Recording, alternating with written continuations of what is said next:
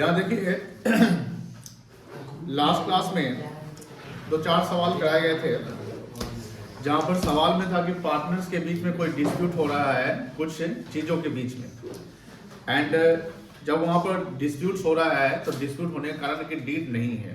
तो डीड अगर नहीं है, डिस्प्यूट्स हो रहे हैं, तो उस डिस्प्यूट को हम रिजॉल्व कैसे करते हैं अकॉर्डिंग टू पार्टनरशिप एक्ट 1932।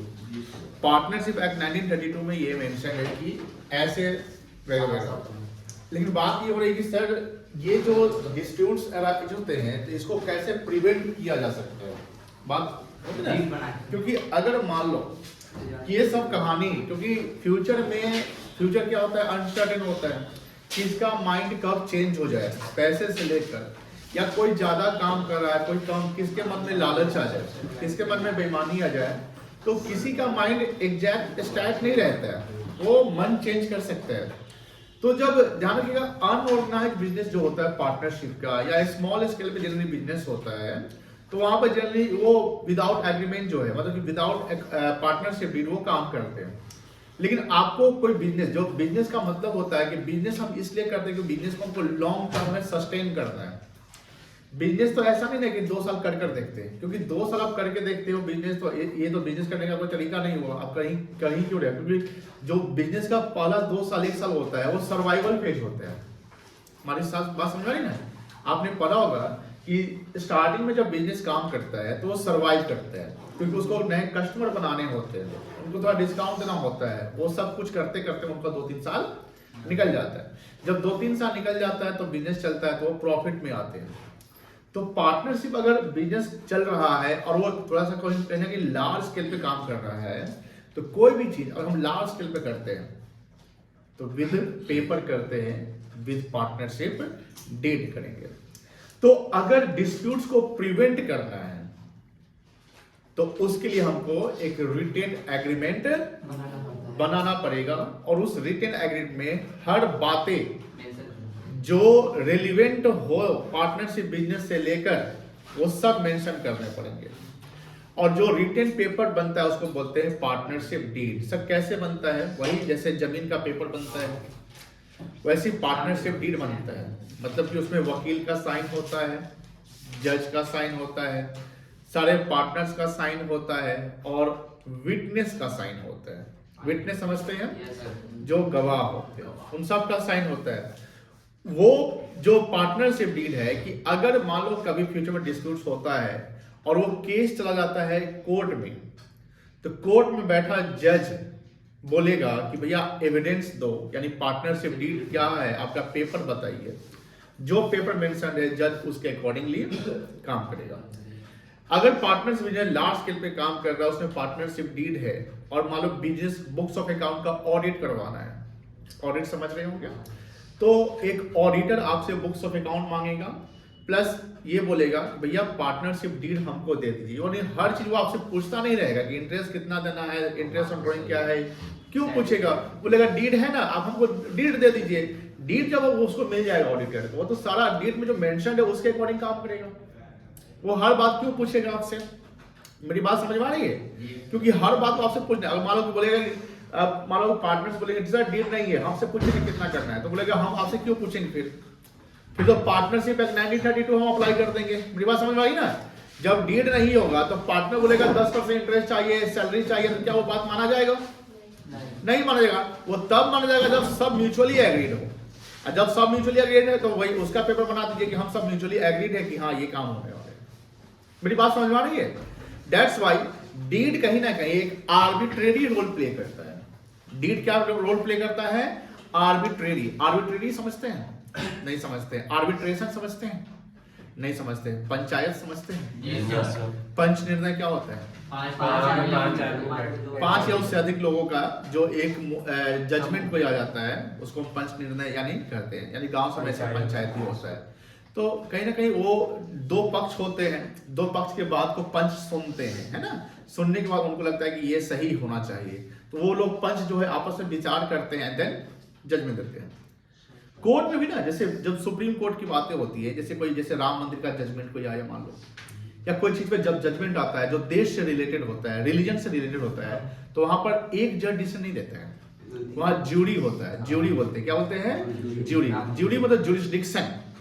और उस जज में उसमें भी देखिएगा एक हिंदू होगा, एक मुस्लिम होगा, एक क्रिश्चियन होगा, इस प्रकार के जज का ग्रुप होता है। वहां पर जब मेजोरिटी जब जजमेंट देते हैं तो वो डिसाइड, वो माना कि हाँ अब ये फाइनल है। तो आर्बिट्रेरी का मतलब यही हुआ कि जो पार्टनरशिप डीड होता है पेपर है, तो पार्टनरशिप डीड जब अगर पेपर है तो पेपर में जो लिखा हुआ है उसी को सर्वमान्य माना जाएगा। सर्वमान्य मतलब सबको मानना पड़ेगा। That is a partnership deed. अब पार्टनरशिप डीड में जो भी मेंशन, मान लो कि प्रॉफिट का एक रेशियो दे दिया कि कोई 60-40 का रेशियो प्रॉफिट का है, तो 60-40 मतलब 6:4 हो गया। उसको और शॉर्ट कर सकते हैं तो क्या बनेगा, 3:2 बनेगा। तो पार्टनरशिप का प्रॉफिट 3:2 में बढ़ जाएगा। मान लो लिखा हुआ कि इंटरेस्ट ऑन कैपिटल 10% है तो वो देना पड़ेगा। मान लो इंटरेस्ट लोन 12% लिखा हुआ है वो देना पड़ेगा। मान लो ये लिखा हुआ कि ये पार्टनर एक्स पार्टनर एक्टिव है उसको सैलरी चाहिए देना पड़ेगा। ये मान लो लिखा हुआ कि इसको कमीशन चाहिए देना पड़ेगा। ये लिखा हुआ कि प्रॉफिट का 10% 20% जनरल रिजर्व में जाना चाहिए वो देना पड़ेगा। एवरीथिंग्स जो अकाउंट से रिलेटेड है वो सब अगर डीड में मेंशन है तो मिलेगा। अब आपका सवाल है सर मान लीजिए डीड में सब मेंशन लेकिन प्रॉफिट का रेशियो नहीं मेंशन है। डीड में सब चीज मेंशन है, सैलरी इंटरेस्ट वगैरह सब मेंशन है, बट प्रॉफिट का रेशियो मेंशन नहीं है। अब बताइए प्रॉफिट पे तो डीड साइलेंट हो गया, प्रॉफिट पे डीड क्या हो गया, तो फिर प्रॉफिट पे जब डीड साइलेंट है तो प्रॉफिट को एज पर लॉ बांटना पड़ेगा। और एज पर लॉ क्या कहता है, इक्वली बांटेंगे। मतलब ऐसा नहीं कि सब कुछ मेंशन है, समटाइम ऐसा भी होगा क्वेश्चन जब आएंगे फ्यूचर में कि किसी बात को लेकर पार्टनरशिप डीड में मेंशन नहीं है, no agreement about the partnership profit of the business. तो वहां जब कोई भी चीज डीड में मेंशन नहीं है तो वो deed according to partnership act चलेगा। अब आपका सवाल होगा सर सिर्फ अकाउंटिंग प्रोविजन ही डीड में मेंशन होते हैं? नहीं, अकाउंटिंग प्रोविजन के अलावा बिजनेस के सारे रेलेवेंट इंफॉर्मेशन मतलब name of business, name of partners, designation of partner. Designation समझते हैं? डेजिग्नेशन का मतलब है पार्टनर्स का क्या रोल है बिजनेस में, पार्टनर्स का क्या रोल है बिजनेस, उनका पैन कार्ड, उनका एड्रेस, उनका क्वालिफिकेशन, बिजनेस का प्लेस, बिजनेस का नेचर कि बिजनेस क्या कर रहा है। बिजनेस जो फर्म होगा, फर्म का अपना पैन कार्ड बनेगा, तो फर्म का अपना पैन नंबर होता है। पैन मतलब परमानेंट अकाउंट, उसका आधार नहीं होगा लेकिन पैन होगा। क्योंकि इनकम टैक्स जब बात होगी तो प्रोप्राइटरशिप में इनकम टैक्स प्रोप्राइटरशिप बिजनेस का वो प्रोप्राइटर देता है। प्रोप्राइटरशिप बिजनेस जो हमने 11th में पढ़ा, ध्यान सुनिएगा, प्रोप्राइटरशिप बिजनेस में हम जो 11th में पढ़े उससे जो पीएल अकाउंट बना है, पीएल अकाउंट से प्रॉफिट आया, वो प्रॉफिट किसका, वो प्रोप्राइटर का हुआ। तो उसमें सारा एडजस्टमेंट करने के बाद उस प्रॉफिट पे इंडिविजुअल इनकम टैक्स देगा। प्रोप्राइटरी बिजनेस पे जो इनकम टैक्स का स्लैब है जो हमने कल दिखाया था 4 से 8, 8 से 12 इसे कुल दिखाया ना, उस स्लैब पे टैक्स लगेगा। पार्टनरशिप बिजनेस का टैक्स रेट अलग होता है, 30% होता है, 30% कोई भी प्रॉफिट पे। अब बात समझिए, मान लो कि 4 पार्टनर हैं, वो 4 पार्टनर सैलरी उठा रहे हैं, वो 4 पार्टनर इंटरेस्ट उठा रहे हैं, तो वो उनका अपना इंडिविजुअल इनकम हो गया। उसके बाद फर्म का प्रॉफिट बनकर 1 लाख रुपया, तो सब देने के बाद 1 लाख फर्म का प्रॉफिट है, उस फर्म के 1 लाख प्रॉफिट में उनको 30% प्रॉफिट टैक्स लग जाएगा। तो डीड नहीं है, इनकम टैक्स लॉ अलग हो गया, पार्टनरशिप लॉ अलग हो गया। डीड नहीं है फिर भी इनकम टैक्स अगर प्रॉफिट फर्म का जो भी बना, फर्म का प्रॉफिट जो भी बना उस पर इनकम टैक्स लग जाएंगे। तो सर क्या इनकम टैक्स का कॉन्सेप्ट यहाँ पढ़ना है? नहीं पढ़ना है। हमने आपको प्रैक्टिकली समझा दिया कि ये ऐसा शिक्षा होता है कि फर्म और पार्टनर्स क्या होते हैं, सेपरेट होते हैं। क्या होते हैं बेटा, सेपरेट होते हैं। तो फर्म का जो भी एक्टिविटी है वो सारे डीड में मेंशन होने चाहिए। आज क्या पूछ रहे थे? जो कंपनी होता है उसको तो इनकम टैक्स नहीं पे करना पड़ता, कंपनी को तो इनकम टैक्स पे करना पड़ेगा। सर पीबीटी हम तो सिर्फ पीबीटी एनटीडी को इनकम टैक्स नहीं पे करना पड़ता। कौन बोल दिया आपको? कहाँ सुने बताइए, कोई बेस है, सोर्स है सुनने का? व्हाट्सएप यूनिवर्सिटी सुने मत, है ना? नहीं व्हाट्सएप नहीं था। कंपनी को टैक्स देने होते हैं, पार्टनरशिप फर्म को टैक्स देने होते हैं, ठीक है, उनका टैक्स स्लैब अलग होता है। एक इंडिविजुअल कंपनी में आप डायरेक्टर हैं और वहां आप सैलरी उठा रहे हैं तो आपका अपना टैक्स बनेगा, ये फर्म की कंपनी को खर्चा है, ठीक है। कंपनी को फर्म को कोई भी प्रॉफिट हो टैक्स लगेगा, लॉस होगा तो टैक्स नहीं, प्रॉफिट बढ़ेगा तो टैक्स बढ़ेगा। 30% लगता है, वो फ्लैट है, वो पूरा जितना जो प्रॉफिट कमाएंगे। चलिए यहाँ आइए, लिखिए आज का लेक्चर 4 होगा।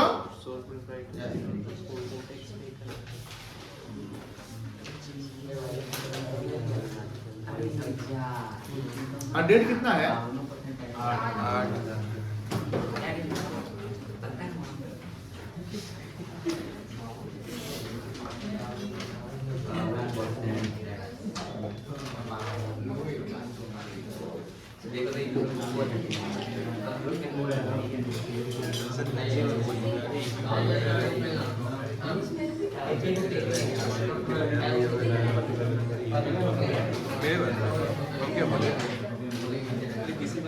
बातें नहीं, लिखिए पार्टनरशिप डीड।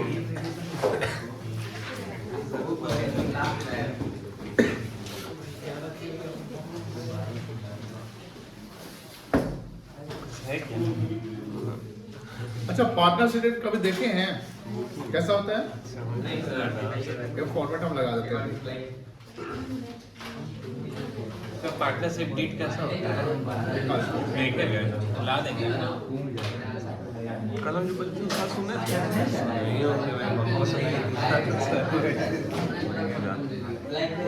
वो तरह सेकंड नंबर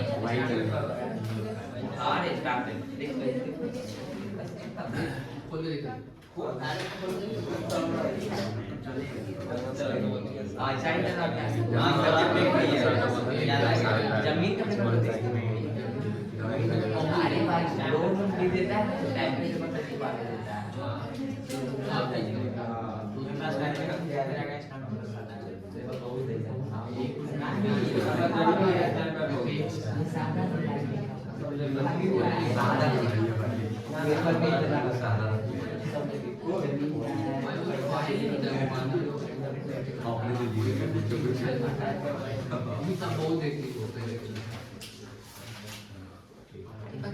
₹1000 का स्टैम्प पेपर खरीदने में कितना पैसा जितना स्टैम्प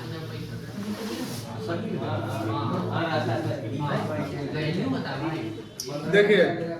देखिए ये पार्टनरशिप डीड है, यानी कहीं ना कहीं आपको एक स्टैम्प पेपर पे, मतलब उसका पेपर अलग होता है, जानते होंगे। उस पेपर ये साल लिखवाना, the deed of partnership deed on date of deed की कब डीड बन रहा है, ठीक है। इसमें पार्टनर का नाम है, फर्स्ट पार्टनर मान लो ये नाम क्या है, अमोल। सेकंड पार्टनर कहीं बाहर का रहता है, हैदराबाद, ठीक है। दूसरा आपका है सुप्रीत सिंह, तो सेकंड पार्टनर फर्स्ट पार्टनर लिखा गया, ठीक है। उसका क्या है, where the party hereto have agreed to commence. Commence में तो जानते होंगे बिजनेस स्टार्ट करना, तो बिजनेस स्टार्ट जैसे डीड बन रहा है 6 अगस्त को, लेकिन मेंशन यहां पर डेट ऑफ बिजनेस कब से शुरू होगा, 10 अगस्त को, मतलब पेपर बनाने 4 दिन लग जाएंगे प्रोसेसिंग में। नेम ऑफ बिजनेस, यानी इसमें आप डीड के कंटेंट, ये सब क्या है, कंटेंट्स है। क्या है डीड के कंटेंट्स, के डीड में क्या है, तो नेम ऑफ बिजनेस हो गया, प्लेस ऑफ बिजनेस हो गया। इसके अलावा और भी जैसे पेपर्स होते हैं ना, पेपर जैसे 5-7 पेपर का डीड बन गया, उसमें नीचे मतलब कि place of business, nature of business, फिर कौन पार्टनर कितना कैपिटल लगाएगा, कितना इंटरेस्ट है, सब कुछ। नया पार्टनर कोई अगर आ रहा है तो फिर डीड में क्या होगा, मॉडिफिकेशन हो जाएगा। बात समझ आ रही ना, विटनेस का नाम, तो ये सब डीड का एक फॉर्मेट है। तो प्रैक्टिकली डीड ऐसे ही बनते हैं। तो प्रैक्टिकली डीड कैसे बनता है समझ गए। अगर मान लीजिए आपको, अगर मान लीजिए फ्यूचर में छोटा बिजनेस करना हो, तो आप लोग ध्यान रखेंगे अगर छोटा बिजनेस भी करने जा रहे हैं तो ओरल बिजनेस नहीं करिए। बोलेंगे भैया हम लोग पेपर बनवा लेते हैं, बाबा बात नहीं, हम लोग क्या, अब क्या बोलेंगे, हम लोग पेपर बनवा लेते हैं। कुछ खर्चे होंगे, लेकिन अगर कुछ खर्च करके आप फ्यूचर को सिक्योर कर लेते हैं, जो अनसर्टेनिटी है उसको, रिस्क को रिड्यूस कर लेते हैं। क्योंकि कॉमर्स में क्या पढ़ते हैं आप, रिस्क मैनेजमेंट सीखते हैं।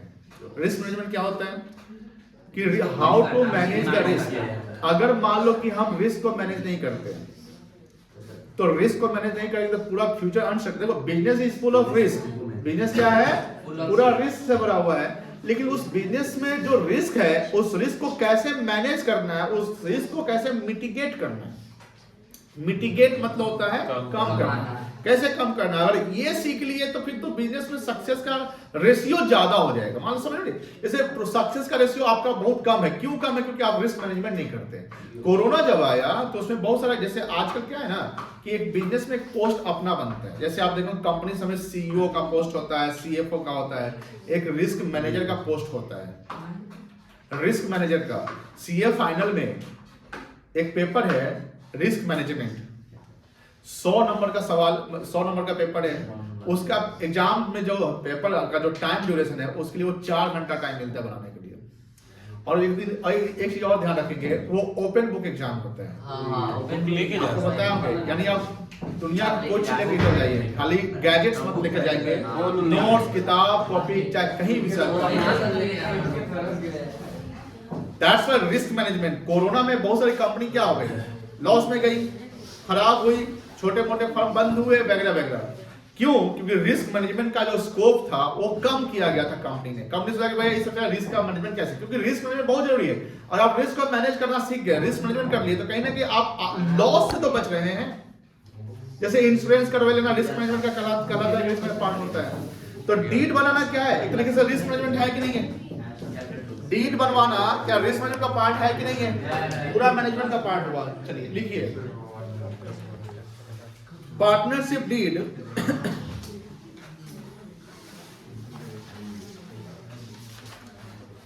is the written evidence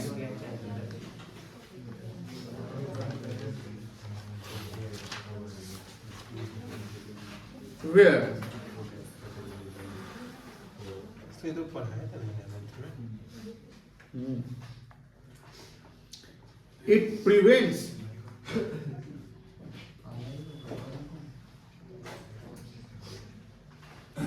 the future disputes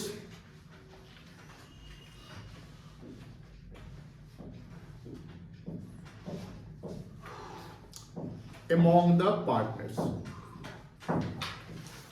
partners के बीच में जो फ्यूचर डिस्प्यूट्स होने वाले होते हैं उसको प्रिवेंट करने का काम करता है। प्रिवेंट का मतलब समझते होंगे, रोकना, ठीक है।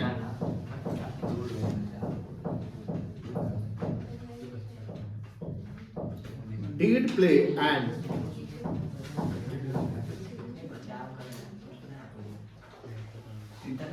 arbitrary role and it is the evidence in the eye of court।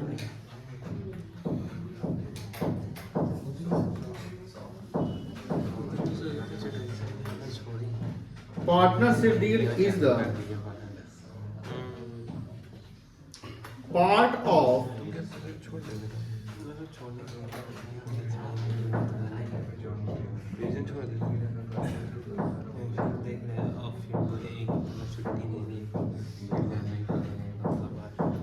risk management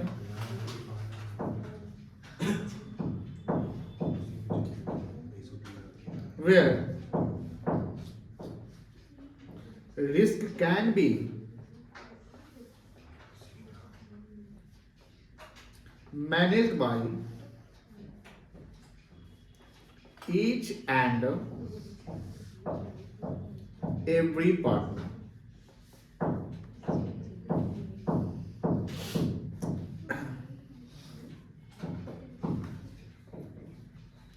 Whatever the accounting provision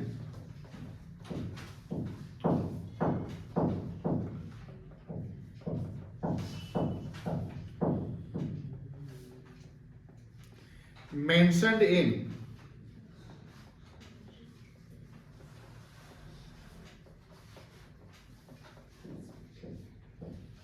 partnership deed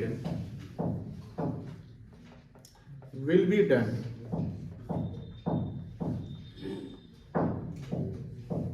as per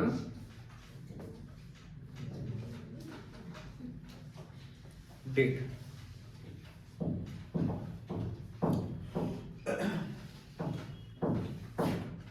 चलिए यहां तक कहोगे आप, एक एग्जांपल करेंगे ना, तब समझिए ध्यान से। उस एग्जांपल में क्या है ना कि डीड अवेलेबल होंगे, फर्म बिजनेस कर रही है, पार्टनर ने पैसा लगा रखा है, उसको हम कैपिटल बोलते हैं। उस कैपिटल पे उसको इंटरेस्ट चाहिए होगा, कोई पार्टनर एक्टिव है उसको सैलरी चाहिए होगा, फर्म ने एक प्रॉफिट कमाया है और उस प्रॉफिट से पहले हम सैलरी इंटरेस्ट को दे देंगे एंड देन प्रॉफिट बनेगा उसको हम एक रेशियो में बांट देंगे। तो यहाँ पर हमको अकाउंटिंग नहीं सीखना है, अभी कैलकुलेशन सीखने हैं कि how to calculate and how much amount the individual partner will get from the firm, यानी इंडिविजुअल पार्टनर कितना पैसा फंड से ले जाएगा वो सीखना है। कोई दिक्कत नहीं है, लिखिए एग्जाम्पल।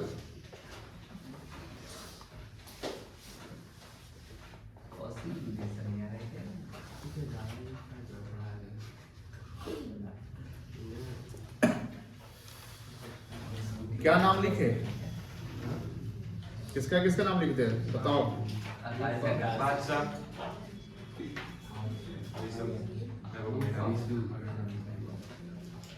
ऋषभ एंड रूपक। रूपक हो गया कोई और नहीं। चलो ठीक है। Started their footwear business.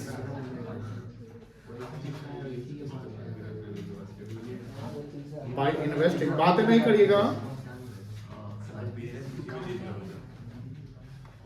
Rupee 6 lakh and rupee 4 lakh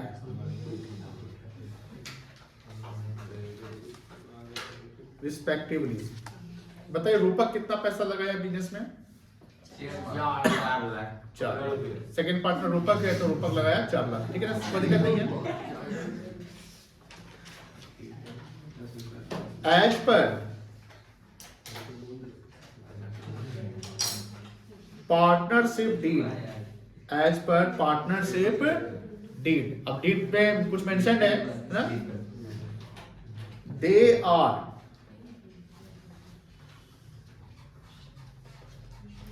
entitled to, पहला interest on capital at the rate of 10% per annum,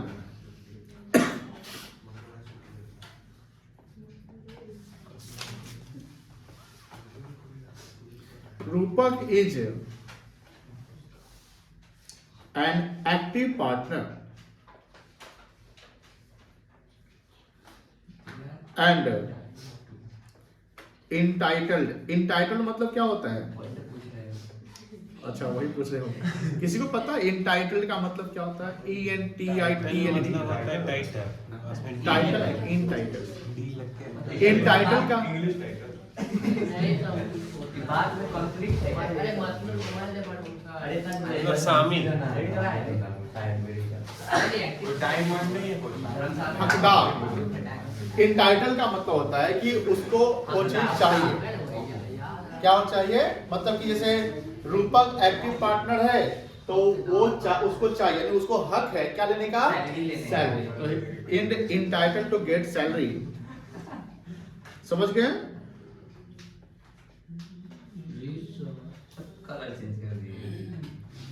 अच्छा चेंज हो गया। रुपये 10,000 पर क्वार्टर। क्वार्टर 3 महीना क्वार्टर 3 महीने का होता है लेकिन 4 बार मिलेगा एक साथ। ठीक है, 3 महीने का होता है तो 10,000 into 4 करते हैं, कोई दिक्कत नहीं है। ध्यान से देखिएगा। Rishabh,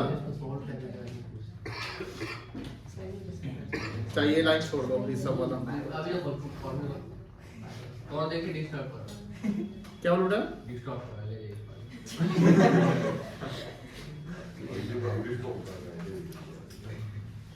The net profit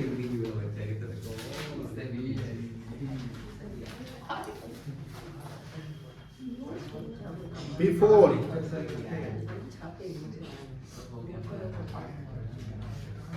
interest on capital and salary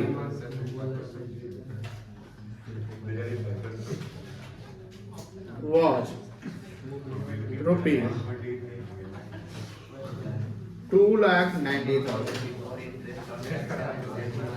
paid during the year. हो जाएगा। फर्म का प्रॉफिट जो है इंटरेस्ट ऑन कैपिटल और सैलरी से पहले का है। मतलब अभी इसमें क्या ये 2,90,000 जो प्रॉफिट आया है, बात सुनिए ध्यान से, जो 2,90,000 रुपए जो प्रॉफिट आया है, क्या इसमें इंटरेस्ट ऑन कैपिटल और सैलरी दे दिया गया कि अभी देना बाकी है? और ध्यान रखिएगा, अगर ये बिफोर के मान लो बिफोर की जगह पर अगर ये लिखा रहता आफ्टर यानी after interest on capital salary, इसका मतलब क्या हुआ? इंटरेस्ट ऑन कैपिटल सैलरी को क्या कर दिए? दे दिए। बस समझ में आ रही है ना? तो यहाँ पर अभी इंटरेस्ट ऑन कैपिटल सैलरी को नहीं दिया गया है। ये तो निकलेगा 2,90,000 ने 10 बाई 110 1.5 लाख निकलेगा कर दिया। फाइंड आउट 1.5 लाख तो नहीं है। How much amount that individual partner अच्छा पहले सैलरी लगेगा 40,000 रुपये सैलरी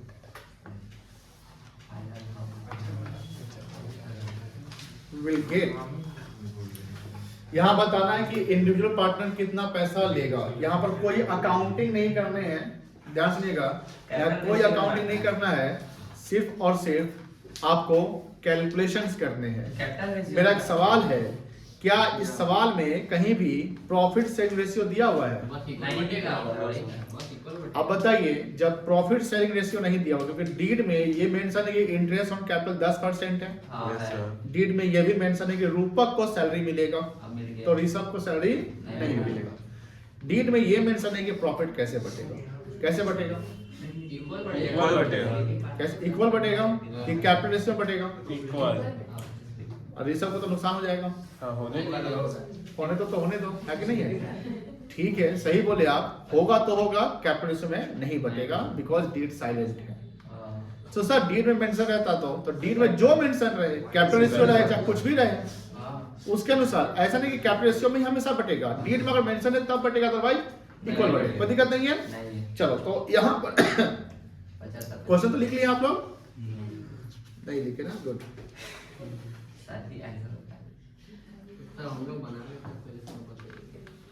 पहले एक बनाने दो, फिर क्वेश्चन दे देंगे, बनाते रहिएगा। सब नहीं ना बना पाएगा। क्या नाम है? केशव। केशव एक क्लास एक्स्ट्रा पढ़ के आ रहा है। सर आप अलग से देते हैं ना क्लास?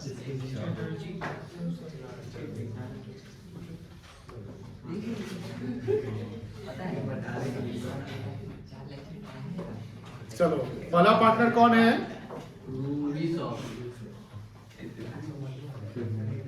दूसरा पार्टनर, ठीक है, कोई दिक्कत नहीं है। यहाँ लिख दो पार्टिकुलर्स।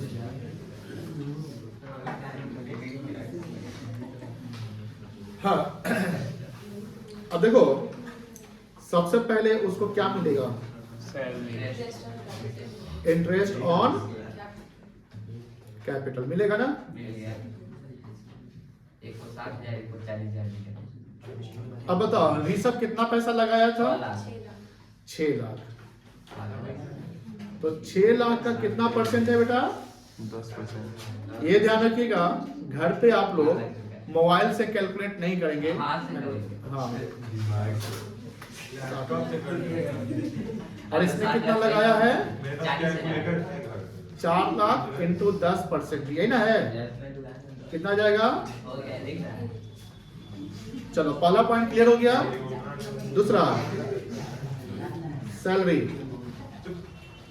उत्कर्ष तू पढ़ाई पे फोकस कम करता है आजकल। टीचर बोला मैं दुकान में 10 और कौन डिस्टर्ब कर रहा है? उसका तो आवाज हमको सुनाई नहीं देता है, तुम लोग आवाज सुनाई देता है। धीरे-धीरे हम लोग को सुनाई देता है। तो धीरे-धीरे बात करो, हमको नहीं सुनाई दे। अरे क्या बात नहीं करिए, जिसका आवाज हमको सुनाई देगा हम उसको बोलेंगे ना। चलिए, सैलरी। सैलरी किसको मिलेगा? ऋषभ को नहीं। इसको कितना मिलेगा? 10,000 क्वार्टरली है ना? देखो ध्यान से, अगर मंथली रहता तो 12 से गुना करते, क्वार्टरली है तो 4 से गुना करेंगे। रूपक को तब भी प्रॉफिट हो गया कम मेहनत करने में। एक्टिव पार्टनर है, हो सकता है ऋषभ कहीं और कमा रहा हो बढ़िया से। अब बताइए थर्ड क्या आएगा, डिविजिबल प्रॉफिट आएगा। आप समझिए ध्यान से, ये डिविजिबल प्रॉफिट कैसे निकलेगा, ये बात सवाल बनता है ना। तो पहले आपका नेट प्रॉफिट कितना था, 2,90,000।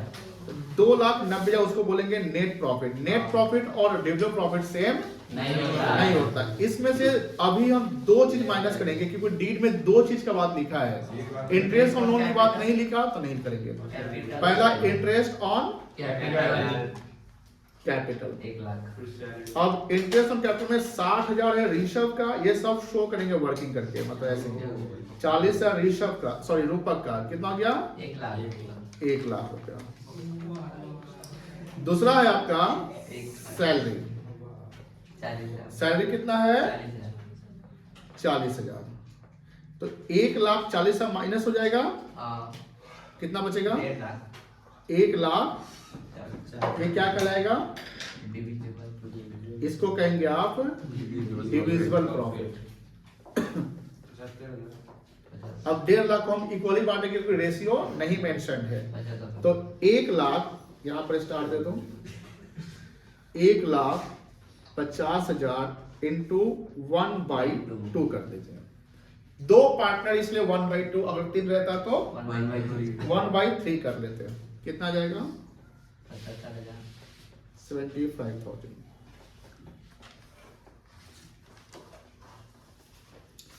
इस पैटर्न पे अगर सवाल हम दें तो बना लोगे। चलिए कैलकुलेशन बताइए, ऋषभ को 60 और 75 कितना हो गया 1,35,000।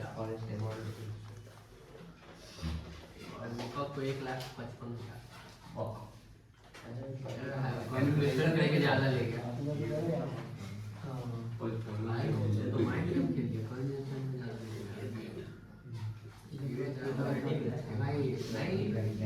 चलिए इसको नोट डाउन कर लीजिए।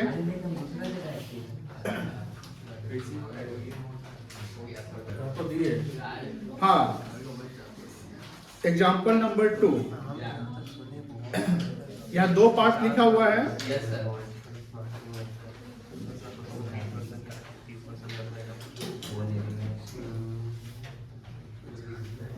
कुछ और ऐड कर देंगे। See, Rishabh is entitled, Rishabh is entitled to get, वो बात नहीं करो, कमीशन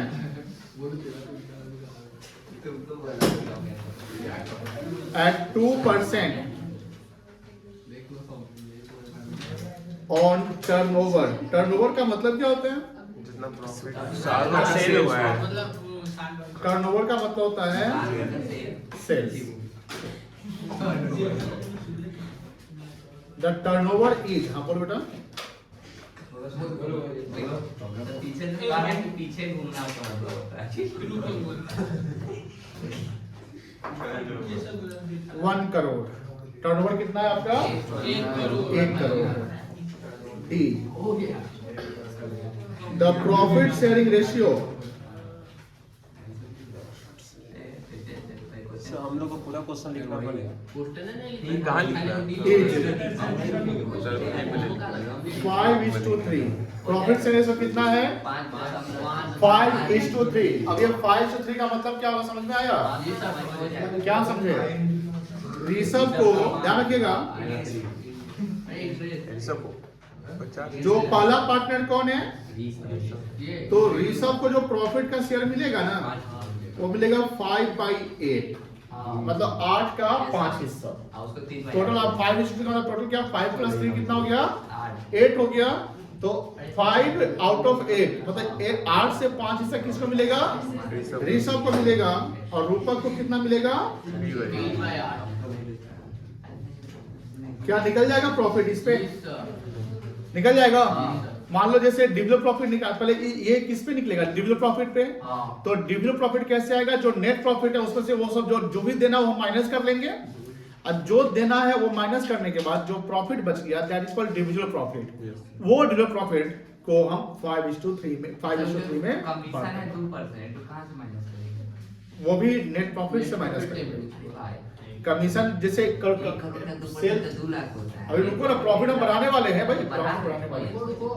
1 करोड़ का सेल्स है ना, तो 1 करोड़ का 2% प्रॉफिट सॉरी कमीशन किसको मिल जाएगा? तो यहाँ जो आप डिविडेंड प्रॉफिट निकाले हो, जैसे ये निकाले ना डिविडेंड प्रॉफिट, तो पहले तो नेट प्रॉफिट लिख लिया, जो दिया रहेगा माइनस कर देंगे इंटरेस्ट ऑन कैपिटल, माइनस करेंगे सैलरी, माइनस करेंगे कमीशन। इस बार कमीशन भी दे दिया है। जो माइनस करने के बाद ये आ जाएगा डिविडेंड प्रॉफिट। अब ये जो प्रॉफिट जो भी वैल्यू आ जाए उसको 5/8 और 3/8 में बांट देना है, बढ़ जाएगा, कोई दिक्कत नहीं है। चलो यहाँ पर प्रॉफिट क्या करते हैं हम, जैसे ये 2,90,000 जा रहे हैं, इसको कर दो 6,90,000, बन जाएगा? बन जाएगा, बोलो हाँ या ना, यही सवाल है। हाँ, कितना मिनट में? 5 मिनट? 10 मिनट क्वेश्चन में 5 मिनट सॉल्व करना है, 10 मिनट। 15 मिनट क्वेश्चन क्वेश्चन लिखना है।